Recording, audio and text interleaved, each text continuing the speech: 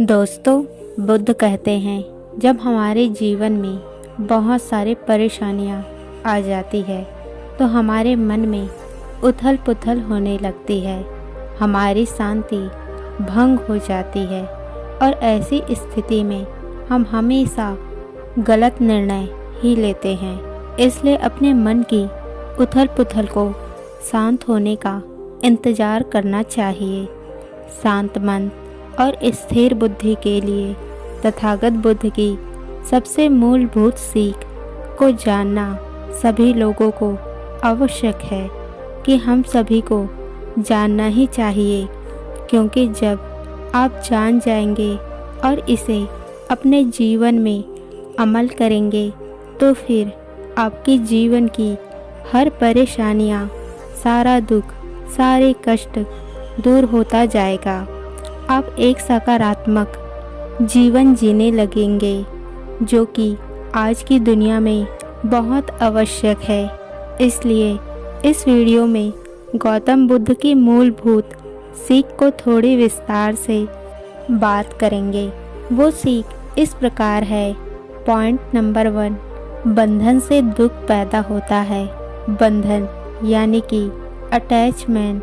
हम लोगों ने खुद को उन चीज़ों से जोड़ रखा है जिन पर हमारी कंट्रोल नहीं है, हमारी नियंत्रण नहीं है। जैसे हमारी शरीर ये अपनी सेकंड के अनुसार चल रही है। एक दिन यह मृत होगी, फिर ये नष्ट होगी। हमारी यही शरीर कभी कभी बीमार भी होगी, यानी हम अपने शरीर से अटैच नहीं हो पाते हैं। हम अपने विचारों, अपने मन के धुन में चलते चले जाते हैं और यही मन कभी कभी बेचैनी भी दिखाती है, यानी हमारे शरीर कभी कभी हमें परेशानी दे सकती है। हमारे मन कभी कभी हमें परेशानी दे सकती है। इसलिए हम अपने मन से भी अटैच नहीं हो सकते हैं, हम अपने शरीर से भी अटैच नहीं हो सकते हैं।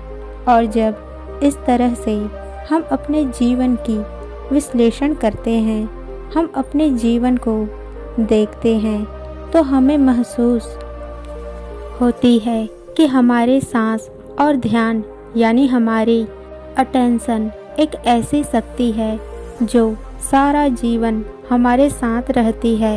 यानी हमें अपने आप को अपने सांस से, अपने ध्यान से जोड़नी चाहिए और इसी अटैचमेंट को ही तो वैरागी कहते हैं। वैरागी होने से हमारी बुद्धि स्थिर होती है और स्थिर बुद्धि ही मन को वर्तमान स्थिति में ले आती है। इसलिए अपने बुद्धि पर ध्यान दें, अपने बुद्धि का इस्तेमाल करिए, ना कि मन का, क्योंकि आपकी बुद्धि हमेशा आपके एक सही दिशा में ले जाएगी। सेल्फ प्लेजर यानी कि काम मुक्ता आनंद से हमारी मन कमज़ोर होती है। बुद्ध कहते हैं कि जिस तरह आंधी कमज़ोर पेड़ को उखाड़कर फेंकती है, वैसे ही माया उन इंसान के जड़ों को या उनकी विवेक को उखाड़कर फेंकती है। इस दुनिया में जो भी इंसान केवल मज़े के लिए जीता है, वह हमेशा अपने मन से कमज़ोर होता है, वह भीतर से मजबूत नहीं होता है। उसके जीवन में थोड़ी सी उथल पुथल होने से वह इंसान घबरा जाता है, जैसे मानो कितनी बड़ी परेशानियों का वो सामना कर रहा है।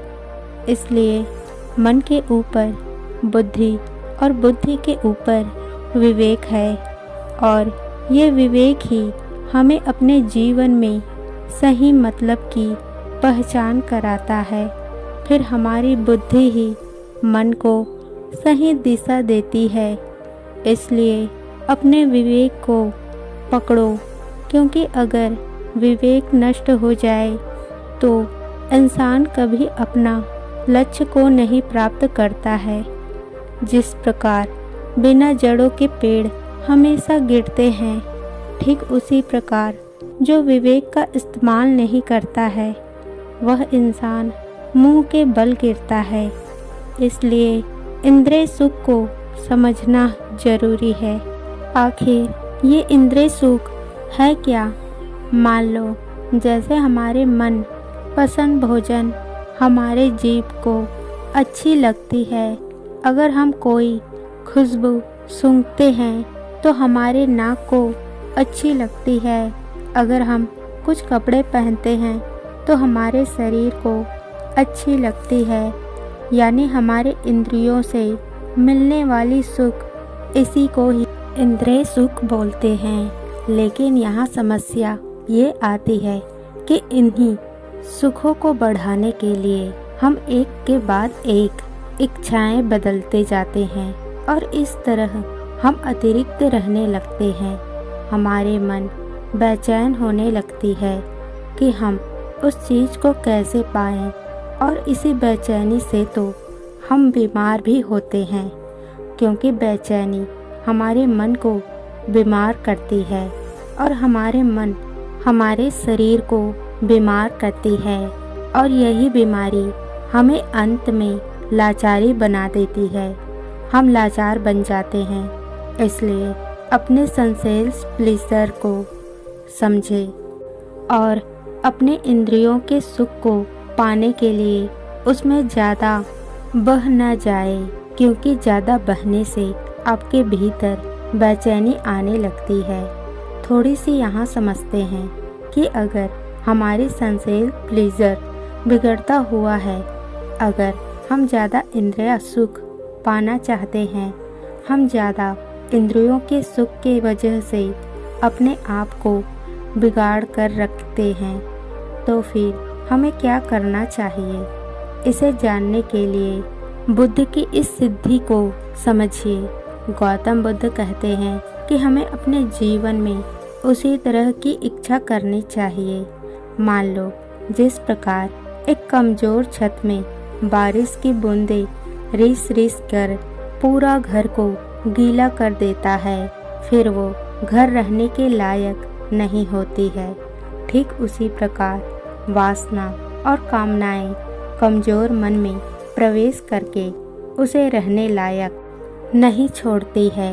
इसका मतलब ये नहीं है कि हमें हमारी सारी इच्छाएं को खत्म करनी है।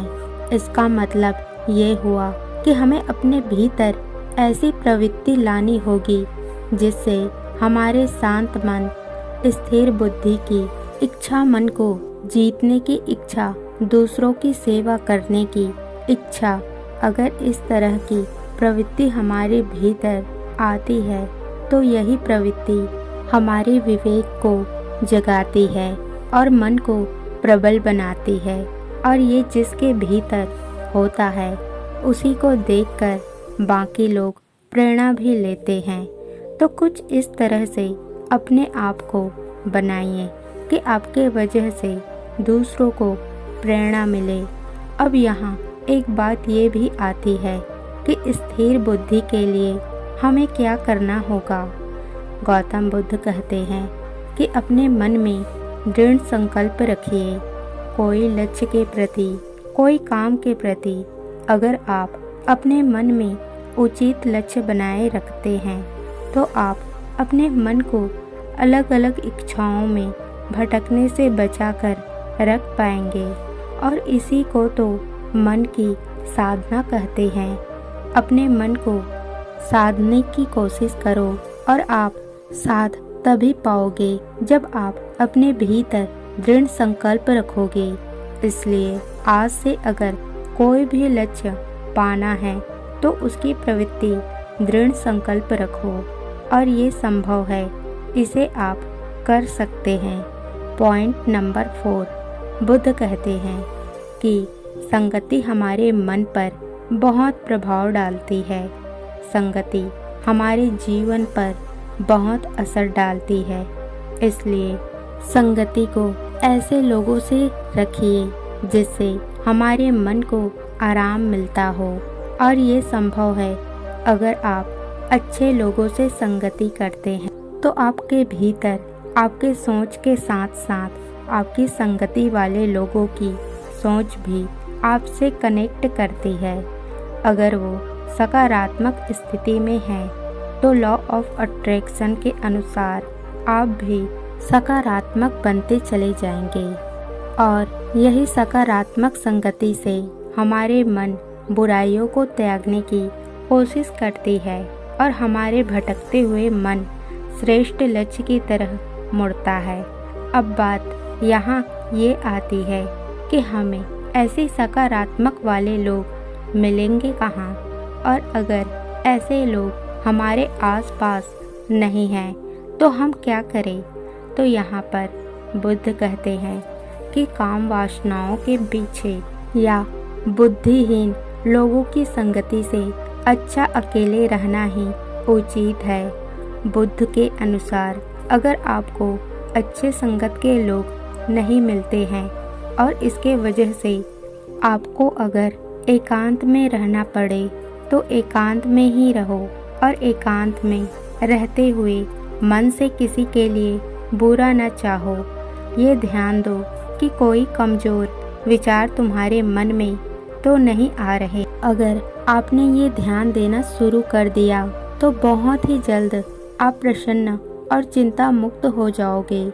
जिस प्रकार एक हाथी अपने जंगल में बिना किसी डरे, बिना किसी चिंता के अकेला मस्त होकर चलता रहता है।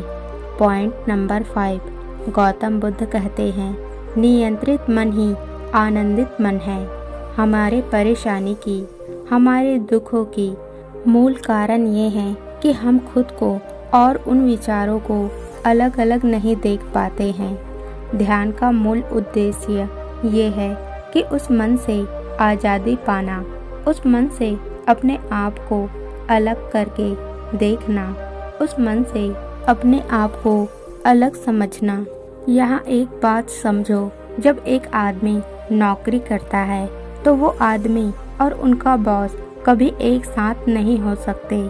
उन दोनों के बीच हमेशा एक डिफरेंट रहता है और इसी वजह से वो काम करने वाला आदमी अपने बॉस के कंट्रोल में रहता है। ठीक इसी तरह हमें अपने आप को अपने मन से अलग सोचना चाहिए, तभी हम अपने मन को कंट्रोल कर पाएंगे। तभी हम अपने मन को देख पाएंगे कि हमारे मन की स्थिति कैसी है, हमारे मन में कैसे विचार चल रहे हैं। और ध्यान का मूल उद्देश्य यही है कि हम उन मन से आज़ादी पाना, उन मन को दूर से देखना जिसको भटकने की आदत बन चुकी है। और ध्यान में ही ऐसी शक्ति है जो हमें ओवर थिंकिंग से मुक्त कर सकती है। विचारों के ट्रैफिक से हम दूर निकल सकते हैं, क्योंकि ध्यान करने के दौरान हम अपने मन को देखने लगते हैं। हम अपने विचारों को देखने लगते हैं कि हमारे भीतर कैसी कैसी विचार आ रहे हैं और उन विचारों को हम कम करने की कोशिश करने लगते हैं। और इस तरह करने से आप अपने जीवन में आनंदित को पा सकते हैं। दोस्तों, इस वीडियो का मेन मोटिवेट ये है कि आपके जीवन की उचित लक्ष्य की इच्छा करनी चाहिए। आपको अपने लक्ष्य के प्रति अपने संकल्प को दृढ़ बनाना होगा। जब आप अपने मन में उचित लक्ष्य रखेंगे और आप दृढ़ संकल्पित रखेंगे तो आपके मन में फालतू के विचार नहीं आएंगे। आपके मन में सिर्फ थोड़े से ही विचार आएंगे कि आप अपने लक्ष्य को पाने के लिए और क्या क्या कर सकते हैं। इसलिए अपने लक्ष्य को दृढ़ बनाइए, अपने संकल्प को महान बनाइए और अच्छे लोगों की संगत में रहिए, क्योंकि जब आप अपने अच्छे लोगों की संगत में रहेंगे तो आकर्षण के नियम के अनुसार अच्छे लोगों की सोच आपके भीतर आती चली जाएगी। आप पहले जैसा सोचते थे, लेकिन अब बाद में उन लोगों की तरह सोचने लगोगे जो अच्छे लोग हैं, क्योंकि आपने अपनी संगति बदली है। अगर वो सकारात्मक सोचता है तो आकर्षण के नियम के अनुसार आप भी सकारात्मक सोचेंगे। इसलिए अच्छे लोगों की संगति कीजिए। अगर आपके आसपास अच्छे ना मिले तो एकांत में ही रहिए की कोशिश कीजिए और अपने मन को, अपने विचारों को देखिए कि आप कहीं अपने लक्ष्य से भटक तो नहीं रहे हैं, क्योंकि ऐसा करने से आप धीरे धीरे चिंता मुक्त होते चले जाएंगे। और जब आप चिंता मुक्त होंगे तब आप महसूस करेंगे कि आप हल्का होते जा रहे हैं। आपकी परेशानियां कम होती जा रही है। आप चीज़ों को समझ रहे हो कि किसे आप परिवर्तन कर सकते हो और किसे नहीं। इसलिए अगर संगति ना मिले तो एकांत में ही खुद को देखो, खुद को समझो। और इसके लिए सबसे अच्छा है ध्यान करना, क्योंकि अंतिम पॉइंट में बताई है कि ध्यान ही एक ऐसे माध्यम है जब आप अपने मूल को देखते हैं, अपने विचारों को देखते हैं, अपने आप को ऐसे अलग महसूस करते हैं।